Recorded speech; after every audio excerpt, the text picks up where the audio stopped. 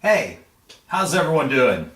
I'm sure all of you are finding it hard to resume with your lives and all. You know, after this historic weekend in which the St. Louis Rams actually won a game. In fact, they even threw a parade afterwards.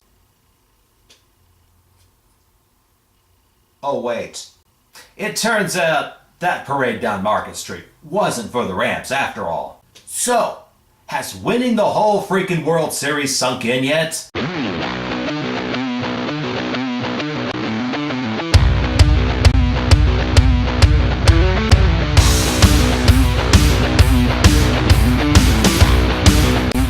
Cardinals did it! World champions! Can you believe it? That's right. The St. Louis Cardinals defied all odds and won their 11th World Championship in franchise history. To do this, they had to go all the way to Game 7 and beat the two-time American League champion Texas Rangers 6-2 last Friday night. Early on, when it was announced that Chris Carpenter was getting the start, I'll have to admit, I was just a little bit nervous about this. Well, you know, after his last outing with 3 days rest against the Phillies way back in the NLDS. But then, I thought a little bit more about it. And do you really want your entire season to lie in the hands of Jake Westbrook or even Kyle Loesch? Anyhow, Carp didn't get off to the best of starts. He gives up a leadoff single to Ian Kinsler, only to have Yadier Molina pick him off at first shortly afterwards. However, the Rangers did score after Carp walked Elvis Andrus, followed it up by a couple of RBI doubles by Josh Hamilton and Michael Young. It was 2-0 Texas, but do you really think the Cardinals are going to waste perhaps the biggest comeback ever in the history of sports? The Rangers had a fresh Derek Holland, who dominated Game 4, but they decided to squander him in the pen for Game 6 instead. In his place, they threw out Matt Harrison, which we knocked out of Game 3 after 4 innings, scoring 5 runs off of him. Well, Matt Harrison did get both Ryan Theriot and Alan Craig out to start the bottom of the first. But then, he walks both Albert Pujols and Lance Berkman, leading to the at-bat by Game 6 hero David Freese. He doubles down the left field line, adding a couple more RBIs to his postseason total and ties things up at 2. Bottom of the third, Alan Craig would also come up huge. He homers to right field, a solo shot on what would eventually be the game winner. Meanwhile, Carp did settle down, going 6+ innings, giving up only the 2 runs on 6 hits, walking 2, and striking out 5. Matt Harrison, on the other hand, is pulled after the 4th. Scott Feldman comes in, walks Craig, hits Albert Pujols, but gets Lance Berkman to ground out to move the batters over. They intentionally walked Freese, and it was clear Feldman had 0 control over his pitches. He then walks Yachty to score another run and is immediately yanked for C.J. Wilson. His first pitch, he hits Rafael Furcal, who's hitting 7th and finally got a couple hits in this game. Anyhow, that scores another run. Yachty singles in Berkman for the Cardinals' 6th run in the 7th.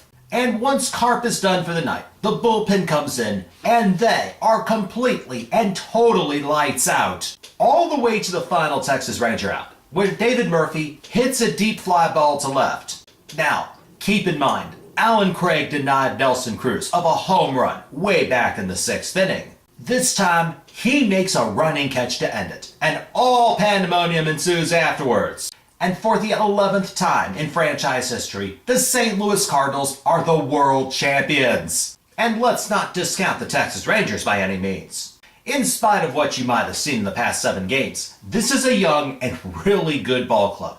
And it's only a matter of time before they're celebrating a world championship of their own in Arlington.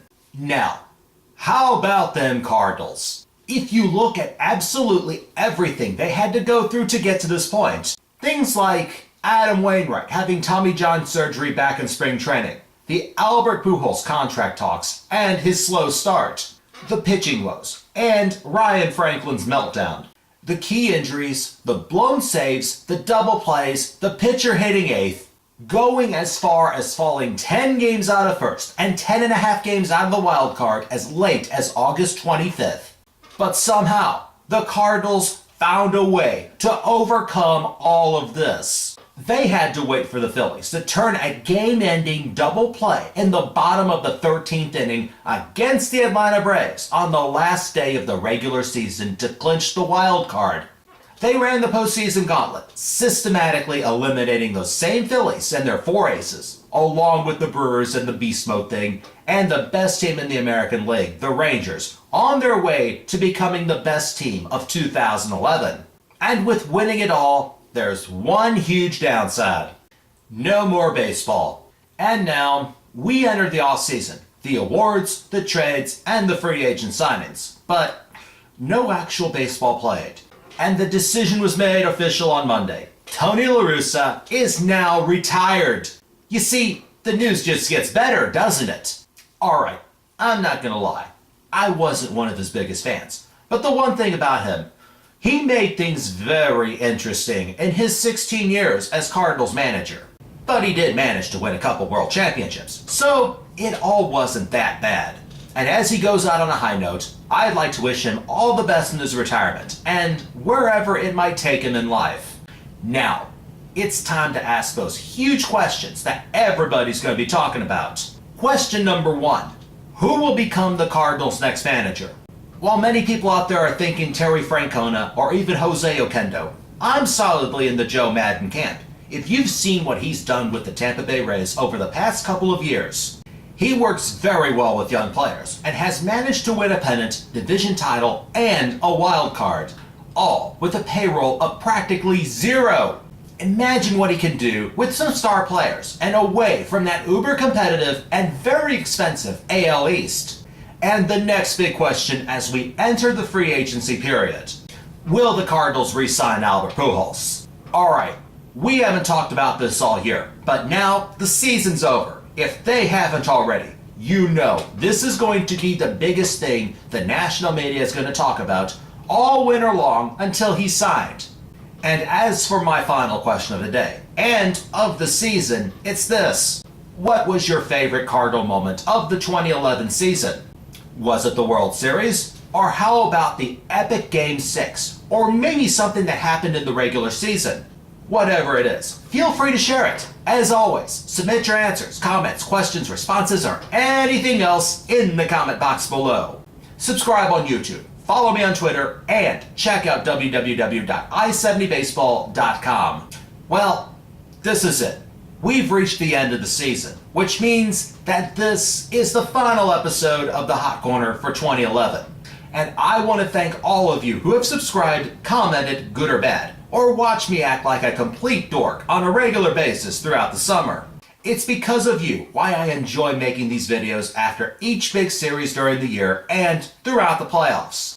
It's been a lot of fun. Hope to see all of you again next year. Perhaps, maybe at the winter warm-up in January. Talk to you again soon. Don't forget, spring training starts February 13th in Jupiter as pitchers and catchers report. The title defense will begin April 4th in Miami against the Marlins, and the Cardinals will raise the World Championship flag and get their rings at their home opener on Friday, April 13th against the Cubs, which I'm actually excited to see. After all, it'll be the closest thing the Cubs will ever get to seeing what a championship trophy looks like. And now, for the final time this year, go Cards!